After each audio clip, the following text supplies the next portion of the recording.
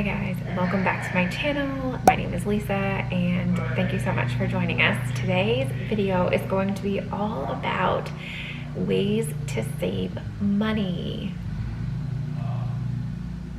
I know, everyone's like, we don't want to save, we want to spend. If you are somebody like me, I totally understand. I apologize for any background noise that you're about to hear in this video because I have a lawnmower outside of my house and I have my husband upstairs taking a work call right now. So that's life. Okay, let's get right into it. Okay, these are some common ways to save money right now, this week. And they are not anything over the top that you are gonna feel suffocated or like, sorry kids, we're not buying anything ever again. Okay, so number one, this is the biggest one, you guys, and this is the one most people do not like. I'm sorry to tell you, you need a budget. Number one way to save money, you guys, you need a budget. I used to think when we needed a budget, it meant that I couldn't spend any money. I thought, I'm never gonna be able to go buy what I want ever again. I'm gonna feel suffocated. I'm gonna feel like I can't spend my own money that I worked so hard for. And y'all, I'm here to tell you, I'm on the other side now, and that is just not true at all.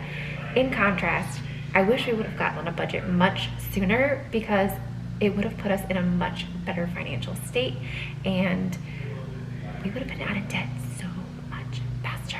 You guys, so much faster. So and budgeting is not difficult. It is literally putting pen to paper, going through and writing down all of your income after taxes, not before, don't make that mistake, right? And all of your expenses. That is everything. I'm talking everything from your mortgage, your food, your electric, the rest of your utilities, kids, sports activities, summer camps right now, school supplies, getting your nails done, getting haircuts, dog toys, doctor's appointments, gas, food, everything needs written down. Okay, the easiest way that I found to do this was we printed out a month's worth of our bank statement and we went through and highlighted different categories and added them up to see what our average spending was. Number two, make your meals at home. Yeah, make them at home, guys. Hundreds and hundreds and hundreds of dollars you will save by making meals at home, and this is what this channel is going to help you do. I'm going to help you work through your food budget and how to shop better every week at your local grocery stores without using coupons, and your family is going to be so thankful for a home-cooked meal. Eating out is fun, you guys, but it gets old really fast. Make your meals at home. It is not that difficult. I was not somebody who got in the kitchen very often when we were first married, and I was not a great cook. I have learned some really solid, easy recipes that my family loves now, and I'm telling you guys, if I can make them, you can too, and I'm gonna share them with you in a future video. Okay, number three is buy generic. Yes, buy generic. My husband used to think that generic was gross, and he was like, there's no way that this works when it came to medicine. And I have found, you guys, it's the actual company that packages the generic brand. Meaning, if you buy a name brand of ketchup, it is that brand that is actually packaging the generic brand. I mean, think about it. There is no way that an Aldi is able to create all of those different types of food, medicine, dog food, cheeses. Like, there's just no way, right? It is the same thing, you guys. You're paying for the labeling, you're paying for the packaging, you're paying for the marketing. Buy generic. I promise you it'll taste just as good, actually, if not better.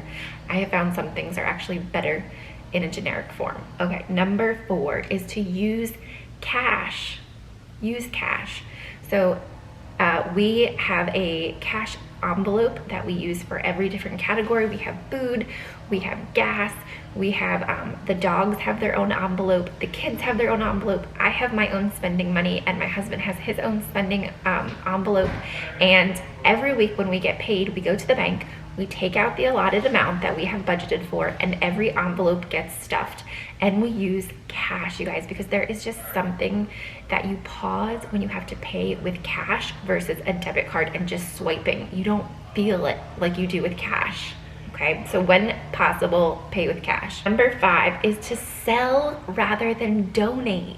This is a huge one because I know a lot of times when people are going through kids' toys or kids' clothes or your own clothes or kitchen items that you don't use anymore or cleaning out a garage, you're just like, I just want it out of my house and I want it gone now, right? And here's the thing, you guys, that is hundreds of dollars that you could be putting out for donation. And I'm not saying don't donate to people who need it. They absolutely need that. But at the same time, if you have some really nice quality things, you guys, there is a ton of great websites out there. I know ThredUp is one for kids' clothes right now. I'll think of some more and I'll leave them in the description box. They're not coming to my mind.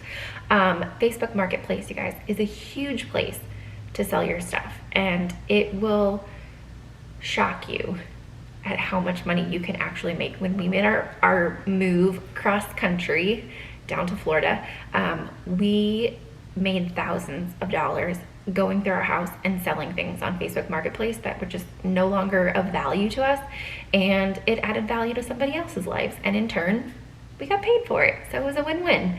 So sell your stuff when you can. If you would like to see a video more about how to market products and sell products on Facebook Marketplace, leave me a comment down below and maybe I can make that into a future video. Number 6 is to shop with a time limit. So that means set a timer on your phone for 30 minutes. Get in and get out before that timer goes off. You are way less likely to overspend and like browse, right? Like we like to call it. We just like to go look, and before you know it, you find 10 things that you're like, oh my gosh, I need that. I want that. And you're overspending, right? Set a time. If you know I only have 30 minutes and I know I have to be out of here, you are way more likely to get in, get what you need, and get out. Okay, number 7 is to treat your items with care. This sounds so elementary, you guys, but it's so true. When you have nice things in them, right? Keep them up to date, right? Like your car, go get the oil changed, go get the filters changed, put on that new pair of tires to keep it running well. It is a well-oiled machine then, I call it, right? And you're way less likely to have things break or happen in the future where you're like, oh, if I would have just done that one thing to help it, I wouldn't be in this situation right now. Cell phone, you guys, I mean, how many times do we drop this thing?